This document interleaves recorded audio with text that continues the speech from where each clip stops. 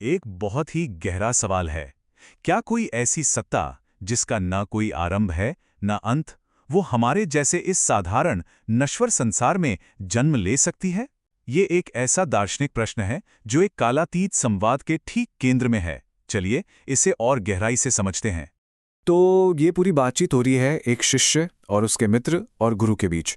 शिष्य हैं अर्जुन और उनके मन में एक ऐसी तार्किक दुविधा है, एक ऐसा लॉजिकल डाउट है जिसे समझना बहुत मुश्किल हो रहा है।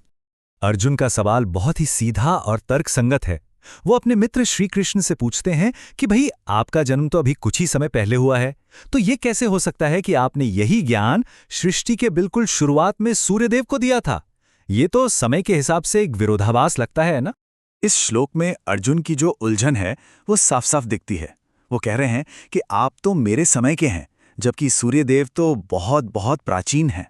समय का इतना बड़ा अंतर इस बात को लगभग असंभव बना देता है।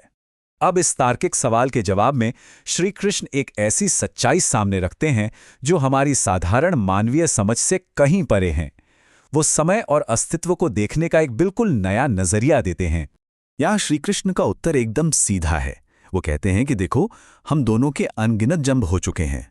फर्क सिर्फ एक चीज का है, स्मृति का, याददाश्त का। अर्जुन को अपने पिछले जन्म याद नहीं है, लेकिन श्री कृष्ण को अपने सभी जन्म पूरी तरह से याद हैं। और स्मृति का यही अंतर सबसे दिलचस्प है। एक तरफ है नश्वर मनुष्य जिसकी चेतना हर जन्म के साथ मानो रीसेट हो जाती है, सीमित हो जाती है। और दूसरी तरफ है वो दिव्य सत्ता जिसकी स्मृति अनंत है, अखंड है। यही वो मुख्य बिंदु है जो दोनों के नजरिए को एकदम अलग कर देता है। तो सवाल ये उठता है कि ये होता कैसे है? मतलब जो अजन्मा है, अविनाशी है, वो इस भौतिक संसार में प्रकट कैसे होता है? अच्छी बात यह है कि श्री कृष्ण इसके पीछे की जो दिव्य प्रक्रिया है उसका रहस्य भी खुद बताते हैं।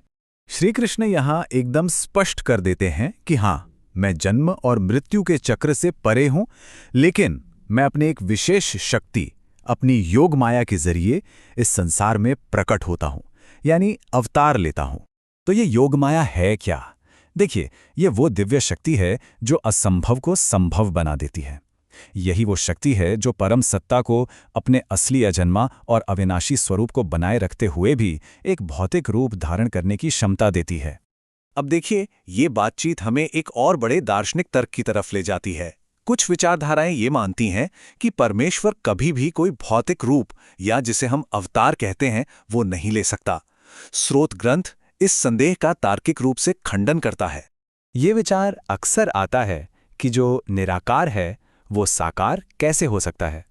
ऐसी धारणा है कि अगर ईश्वर ने भौतिक रूप ले लिया तो ये उसकी दिव्यता को सीमित कर देगा। पर यहां पर तर्क कुछ और दिया गया है। सोचकर देखिए, अगर हम ये मानते हैं कि ईश्वर ने अनगिनत ब्रह्मांड बनाए, असंख्य जीव बनाए और पूरी प्रकृति को नियमों से चलाया, तो फिर ये मान लेना कि वो एक रूप धारण नहीं कर सकता, ये थोड़ा असंगत नहीं लगता? असल में तो अवतार की संभावना को नकारना उस सर्वशक्तिमान सत्ता की शक्ति को सीमित करने जैसा है। तो समझने वाली बात यह है कि अवतार का सिद्धांत ईश्वर को सीमित नहीं करता, बल्कि ये तो इसकी असीम करुणा और संसार के कल्याण की इच्छा को दिखाता है। ये दिव्यता का संकुचन नहीं, बल्कि उसका विस्तार है।